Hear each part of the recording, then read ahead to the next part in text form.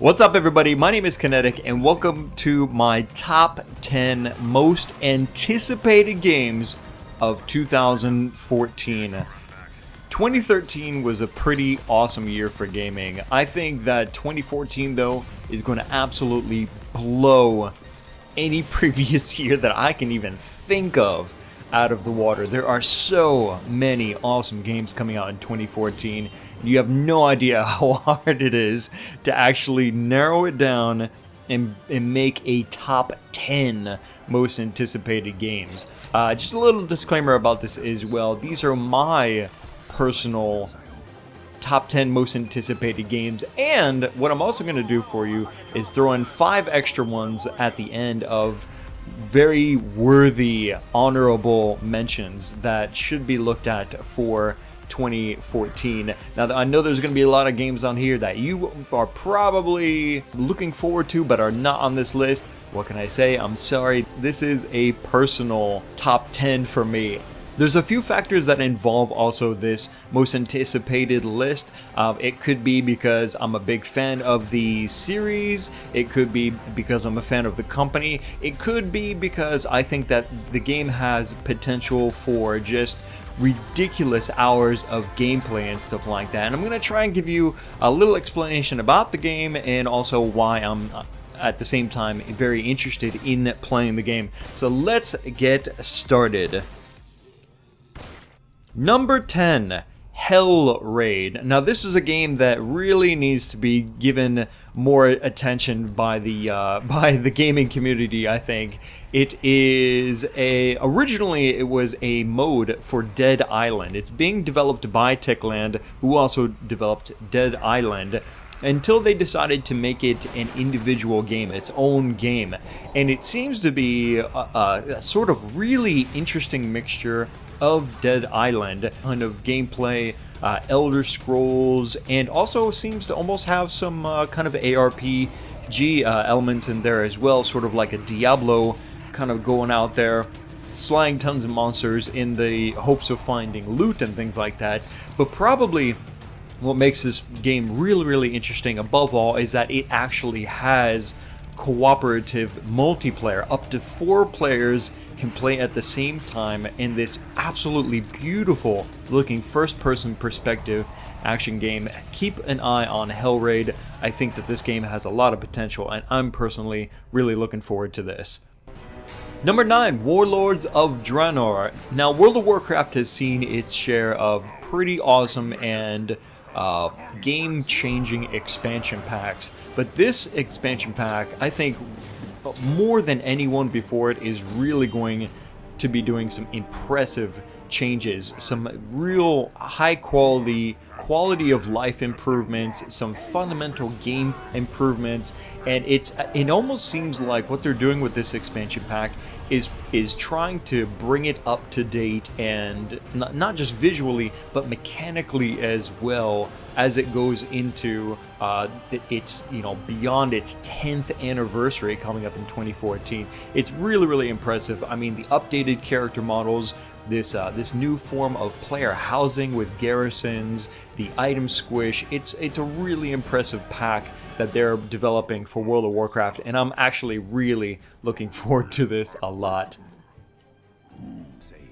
Number 8, The Witcher 3. I have really been getting into the Witcher series. Admittedly, I'm a bit late. I just finished playing The Witcher 1, about to go into Witcher 2, and from what I can see from Witcher 1 into Witcher 2 in terms of improvements and stuff like that, it looks massive. Now there's gonna be a 3rd installment coming out this year. I mean, and it's more than just beautiful graphics. It's a big open world, and it just has so much amazing potential, I think. Some are saying that this could be the greatest RPG ever. I don't know if it's going to be like that, but one thing's for sure. If they have really comical and hilarious conversations like they did in Witcher 1 into Witcher 3 and better, it's definitely going to be a pretty awesome and very memorable RPG at the very least. Number 7, Dark Souls 2. Here's another series that I got into a little bit late, but I really did enjoy Demon Souls. Dark Souls 1 I'm actually still playing in the DLC. Dark Souls 2 I've had a chance to play in the beta, and it seems really, really awesome. I think I'm probably more excited about seeing and having a chance to get to know the PC version more. The beta for PlayStation 3 was kind of cool, but visually, the PC master race is gonna reign supreme. If they can pull it off, and make the PC version as solid as it should be, unlike the port of Dark Souls 1, then this is going to be an amazing experience. I hope that they get the online multiplayer connections really, really solid, especially. More than anything, I hope that players from all over the world can play with and against each other in co-op and PvP. It's sure to be exciting in 2014. Number 6, Watch Dogs. Now this might be a little bit shocking to see already Watch Dogs on this list, because it's one of them, not just for me, but for the whole gaming community. Watch Dogs is one of the most anticipated across the board, probably because it's a new IP, probably because the company behind it has a lot of credentials and a good reputation for making awesome games like this. And the multiplayer aspect of it really, I think, is one of the more amazing aspects of it. And it's not going to just be people shooting at each other and in typical kind of, throw in multiplayer for the sake of multiplayer. No, it's going to be on a whole new level, and they're really making something interesting, I think, out of the multiplayer aspect of this game. It did get delayed, and they admitted that it was because they were inspired by Rockstar and Grand Theft Auto. The newest Grand Theft Auto game came out, and they were like, wow, this is just incredible, maybe we should work on Watch Dogs more, and that's exactly what they are doing. And I think that that's a real testament to the quality that they're really dedicating themselves to putting into this game. That gives me a lot of confidence, I think, that Watch Dogs is going to be a super solid title this year. Number 5, Metal Gear Solid 5, Phantom Pain and Ground Zero. Now, I mashed these two together because it didn't make any sense for both of these games to be taking up two different slots, but it does absolutely need to be on this list. I'm a huge Metal Gear fan. I would put it up higher if it weren't for this just incredible competition that it's up against. Not to say that, and this could be something I should probably mention for this whole list. It's really difficult to put numbers to these games. And who knows, because it's a matter of what I know now about these games as well.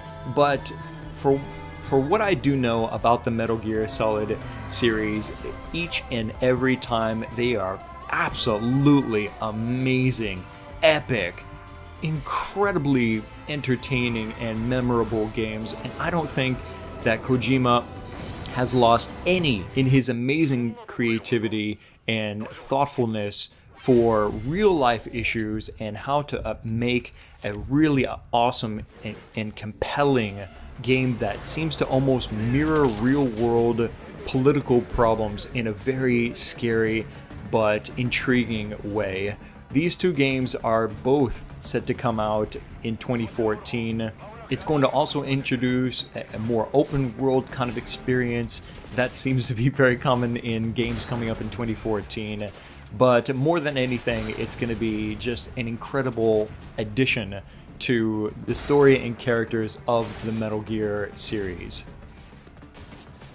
Number 4, Final Fantasy 15.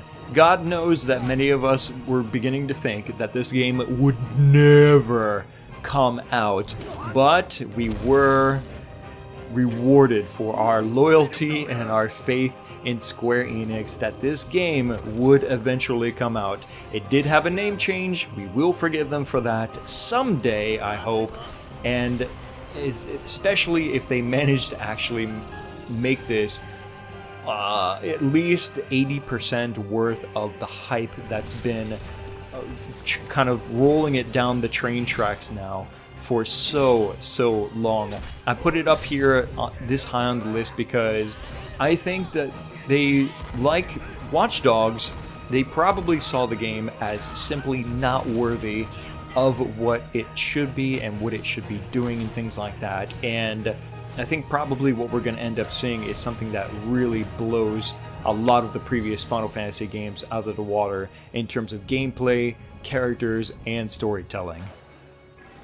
Number 3, Heroes of the Storm. Now this may not even supposed to be on this list for 2014 because as far as I can tell, Blizzard has not said anything about this game actually coming out in 2014. However, I think it's safe to say that if they're looking for beta testers now, then it's probably going to come out in 2014. I mean, it's been delayed enough at this point, and given the way that the pipeline usually works for Blizzard, once it goes into beta, it's probably going to come out within a year's time, and I am really excited for this game. Why? Because for one, I'm a huge Blizzard fanboy. I love Blizzard games, I love Blizzard story characters and stuff like that. So I mean, the fact that they're mashing all these awesome heroes together into a MOBA or hero brawler as they like to call it, I think is an amazing idea. But probably why I'm more interested in it than that, for that reason, is because they are really changing the way that MOBAs are played. I really like how they're making a lot more emphasis on objectives in the game and more cooperative play with your team rather than kind of competing with your own teammates for kills, for gold, and for stuff like that. I think that Heroes of the Storm, like a lot of these games here on this list, just has amazing potential, but I think probably why I put it up here so high is because it has the potential to change the genre, change the way people look at and play this genre. So look for more, I think, definitely, Heroes of the Storm and how it's going to make for an amazing title in 2014. Number 2, The Division. Now, when I first saw the trailer for this game at E3 2013, I was really impressed with the graphics, the amount of detail, and just the overall feeling that I got from the game and the trailer, but I honestly didn't really give it much consideration and how much potential it would have for being something other than another online multiplayer third-person shooter. But I continued to look at the details, continued to look at what is available in the game and the potential that it has just for awesome random shit happening in this online world. It really turned me around and warmed me up to seeing just how much I could put myself into this game, how many hours I could probably end up losing of my life in this game as I go out there with friends against other people online, scavenging and discovering more about this incredibly broken world in Tom Clancy's The Division. It is being, of course, by Ubisoft, who has, like I've said, you know, just incredible credentials and a very damn good reputation for making awesome open world games. Available on PlayStation 4, Xbox One, and thankfully, because of the passionate PC community, The Division will be available on Microsoft Windows. And now, for Kinetic's most anticipated game of 2014, Destiny! That's right, it's shocking even to me. Among all the other games that are coming out in 2014, the fact that Destiny is at the top of this list even blows my mind away. Now, I know there's a lot of people out there that are really sick of first-person shooters, but this is Bungie we are talking about here. And if you know anything about even the most bare-bone aspects of Destiny, you know that this is not going to be just another first-person shooter.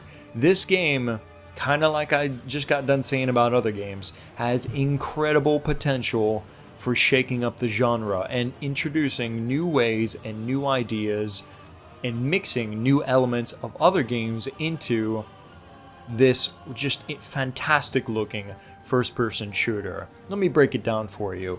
Yeah, it's by the makers of Halo, and they've got a pretty damn awesome track record for making an awesome first-person shooter experience. But this is also going to be a persistent online multiplayer experience that doesn't just feature guns, but also features magic as well. And it's more RPG than it is competitive online shooter like Call of Duty and stuff like that.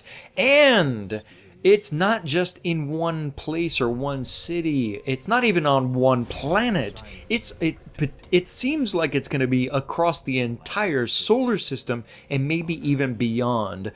Destiny is going to have us fighting and going to other planets like Mars and of course here on Earth and stuff like that. It's holy crap, it's just insane what this game could possibly do.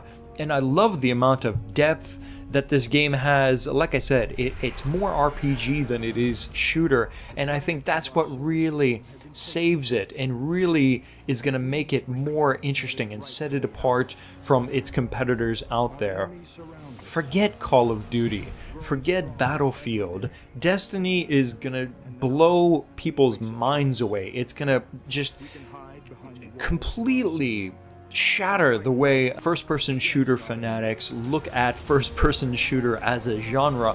And I think it's also going to pull in a lot of people that were kind of into first-person shooters, but found them to be kind of a shallow experience that only boiled down to just shooting other people. Destiny is so much more than that, and it's going to be an incredible experience, I think. The concept behind Destiny and what they're trying to achieve with the game is really phenomenal, and the fact that it's being backed by one of the most successful first-person shooter developers of all time, Bungie, really just, it's like, how could Destiny possibly fail? If it does, you can come back and say, hey, guess what, Kinetic? Destiny is fail, and I would be like, you know what, it totally is. In fact, I'll probably be the first person to come on my YouTube channel and you can say, you know what, Destiny fails. But you know what, I don't think that's gonna happen. I really, really doubt that that's gonna happen. Destiny is gonna rock our socks, I think, and I'm really looking forward to doing some content of this game here on YouTube and definitely on my Twitch channel. And now for the 5 honorable mentions of games coming out in 2014. Diablo 3 Reaper of Souls. Hold up, Kinetic. Why is this not in your top 10? Well, I thought you were all hyped for Reaper of Souls and its release. Yeah, I was. But unfortunately, it looks like Reaper of Souls is going to fall a lot shorter than pretty much all of us thought. They announced some really cool gameplay features, but we were expecting still more to be announced and put into the game before they would announce an actual release date. Before they would especially announce a price, a very high price for this expansion and what it actually offers. And that's the really disappointing thing about it. It's funny to me how I got really hyped about it, and then not even a month later, it became such a depressing and sad thing to see. I don't even know who's really responsible. I can't say that that this is a failure on Blizzard's part, because Blizzard is a big company, and they have a lot of different teams working on different games, including the Diablo series, and I don't know what the hell that they're doing with this game. It's really awesome looking, but there's gotta be more. There must be more to this game. I'm praying that they're going to talk about ladders and actually confirm ladders, not just, data mined information, but seriously talk about ladders among other additions that are going to be put into this game. If it's just what we see now, at the time of its release and nothing else built upon that for 6 months, then this could be the second coming of an incredibly disappointing Diablo game. It's just, I don't even know. I just hope. That's all. I just hope.